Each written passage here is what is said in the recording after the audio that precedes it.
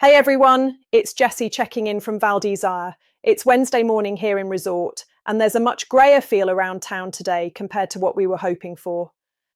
Yesterday never really delivered on the sunshine, with cloud rolling in far earlier than forecast. And while the snow itself stayed in great shape, that flat light definitely made things harder for anyone who struggles when visibility drops. Overnight in the village, temperatures gradually fell from just above freezing in the evening down to around -3 degrees Celsius by early morning. It stayed mostly dry, with just a brief light dusting recorded around dawn. Winds were present through the night, generally light to moderate, but with some stronger gusts passing through at times, which helped keep things feeling unsettled rather than calm. Looking at how today is shaping up around the village, it's staying very much on the cloudy side. The sky is overcast this morning, and the sun is unlikely to make an appearance at all today. Snow is expected at times, with a high chance of precipitation through the day. Temperatures in town will reach around -1 degrees Celsius, so it's cold, but not brutal. Winds are generally light around the village, though gusts could pick up later and reach close to 47 kilometers per hour, which you'll definitely notice in more exposed spots. Up on Bellevarde today, conditions remain challenging. The sky stays mostly overcast through the morning, keeping visibility limited, and the sun is unlikely to break through.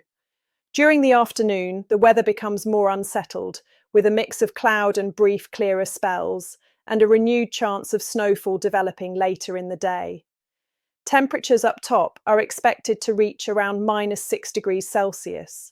Winds are more exposed than in the village, with gusts reaching around 40 kilometers per hour, so it will feel colder and harsher on ridgelines and open lifts.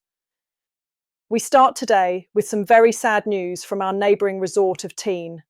On Monday afternoon, a skier in his 50s lost his life after being caught in an avalanche in an off-piste area of the Lavache sector. Despite a rapid response from mountain rescue teams, including helicopter support, he could not be revived. A psychological support unit was activated on site for those involved. This is a sobering reminder of just how serious conditions are right now and why today's avalanche bulletin, later in this update, is essential listening. On a lighter note, there are still things happening around town this evening.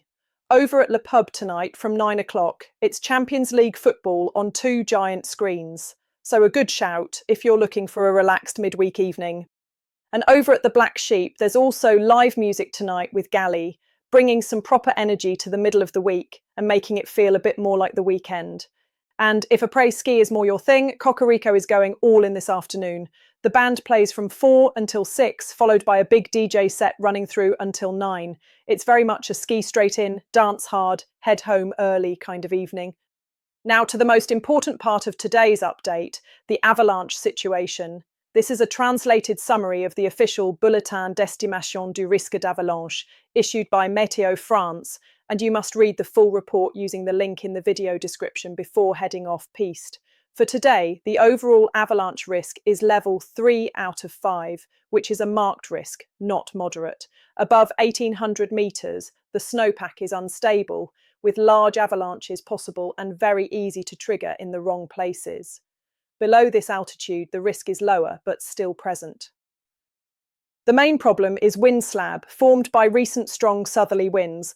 These slabs are widespread and can be found on all aspects, particularly below ridgelines and in loaded zones, but also lower down in slope runouts. These slabs are highly reactive and can be triggered easily by a single skier, producing medium-sized avalanches. On top of this, there is a deeper, persistent, weak layer above 1,800 metres, especially on north, east and west facing slopes.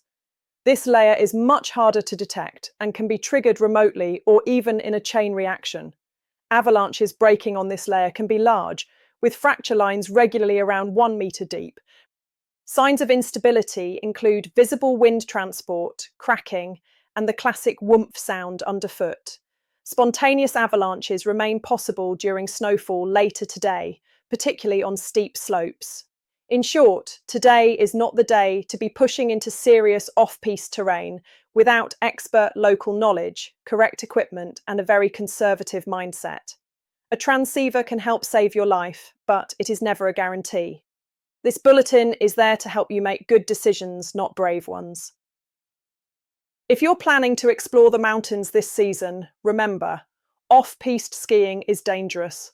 Always take a qualified guide and never go off-piste without a transceiver, shovel and probe. And most importantly, know how to use them and practice regularly. That's it for today's update.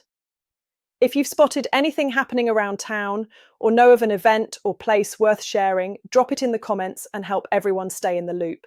Take care out there, ski smart, and I'll be back with you again tomorrow. If you're finding these daily updates useful, a quick like and a subscribe to the Val d'Isère online YouTube channel really helps to support what we do and reach more people who love the resort. For further information, piste reports and events sponsored by Val d'Isère Tourism, please go to radiovaldisere.com, the local radio station with the most up-to-date information. Forecast information provided by mediablue.com, infoclimat.fr and meteofrance.fr. Conditions in the Alps can change quickly, so always check before heading out. Webcam pictures courtesy of the official Val d'Isère website valdisere.com.